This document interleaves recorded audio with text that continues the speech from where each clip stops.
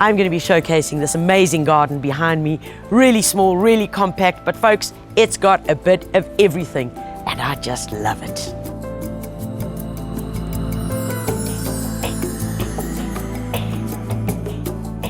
This garden is so jam-packed with plants and all the other amazing elements besides plants that a great garden needs. So we've got a bit of paving, we've got a bit of vertical height with the pergola that's around us. And the pergola is simply being upcycled old pillars that have been used. A beautiful old reclaimed table and chair set. The plants, folks, though, just blow me away because they're combinations of veggies, herbs, edibles, climbing plants, roses, and all of those gorgeous things that attract the bees and the butterflies into the garden. It really is the planting combinations that have caught my eye and mesmerized me within this space. And that is the pure idea of this garden. It's about you can have veggies, you can have climbing plants, you can have mustard, roses, all the combinations, and even a potted garden within this very, very small space, which is literally 6 meters that way by 6 meters this way. I would want this in my courtyard, wouldn't you? Guys, don't you love this? I mean, I just want to pick this whole thing up and take it back home. This is really utilizing space, and it's got a little water feature here, which of course could be actually a normal tap. I love the really intense attention to detail with the mosaic work that we're finding here, a bit of more mosaic work on the stairs that are leading you down, and then taking a wall that could be really just bland and awful and adding a few plates onto it for interest. All the little pots, not everything matching, is just too gorgeous.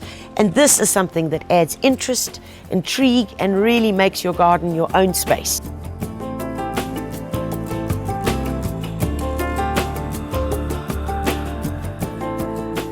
No matter how big or small your garden is, everybody needs a tree. And many people don't think of using a lemon tree as the tree in the garden. I love the fact that it's been used here. You know, lemon trees, it'll get quite tall, obviously, but very importantly, and please don't forget this, folks, look down there. Do you see where that join is? You can actually see a difference in the bark and then the narrower section on top. That is where the graft takes place. So that is where this lemon was grafted onto a different type of root. And that gives you the uniqueness of a smooth-skinned lemon. But it's very, very important that go back and look at your lemon tree if you've got one at home and make sure that there are no shoots emerging below that union, that graft union. If there are any shoots emerging below that, that is from the rootstock. And what will happen is if you allow those to grow, it's actually stronger than the original smooth-skinned lemon. So it's very important that you remove those. If you don't remove them, they are going to take over and eventually kill your smooth-skinned lemon, meaning that you're going to end up with the rough-skinned lemon.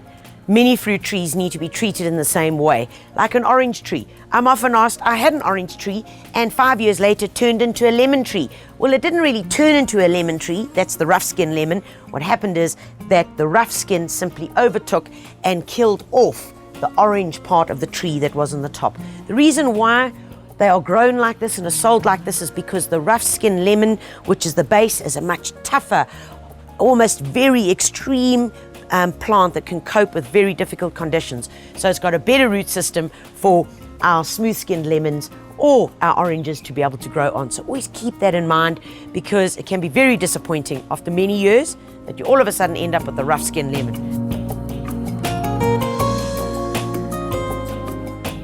Folks, this is a garden that really speaks to my heart. I mean, I love this planting. It's almost an overplanting. The trick about a garden like this is that it's a mixture of permanent plants and a mixture of annuals or perennials that will come up, flower, do their thing, and then disappear. So let's take a bit of a closer look. There's a rose here. This in summer is going to do its thing, look absolutely gorgeous. In the meantime, the star of the show are the ranunculus, which are bulbs. So they will die back and then come back next season. And then we've got some irises here, which still haven't pushed their flowers. Behind me, permanent statice or limonium, tough as nails. I mean, these, you really can't kill them, guys. Behind it, we've got some mustard, and then popped in there just for a bit of fun is a cabbage. And a lot of this is all edible, completely edible flowers. We've got scabiose here, which is a wonderful soft perennial that flowers in the full sun, and I love the way that its flowers just dance in the garden. I mean, there are geraniums in here, there are delphiniums, and it really is what I call a smorgasbord of wonderful mixtures of annuals and perennials. And don't be scared about it. It might seem a bit overwhelming, but plant them, and remember, nothing needs to match, because in nature, everything matches.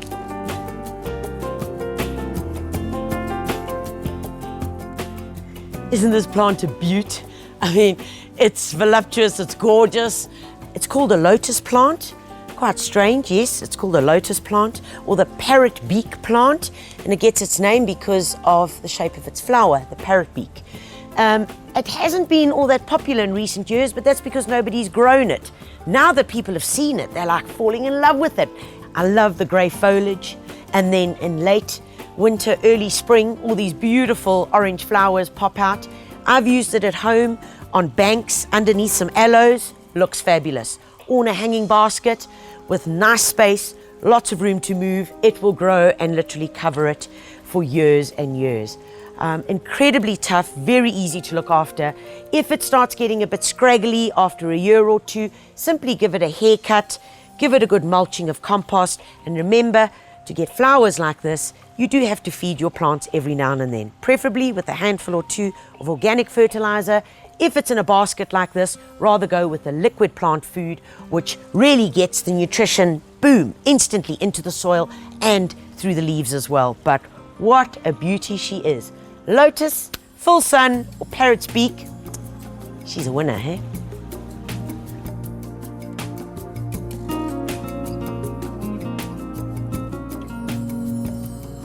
Folks, I can't tell you how much I've enjoyed this garden.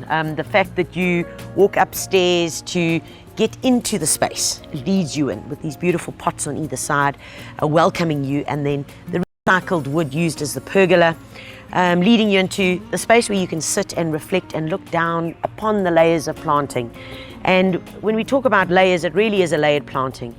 But to give you that interest, there are roses that have been popped in, even some beautiful broad beans. I mean, almost everything is edible in here, right down to a beautiful cauliflower.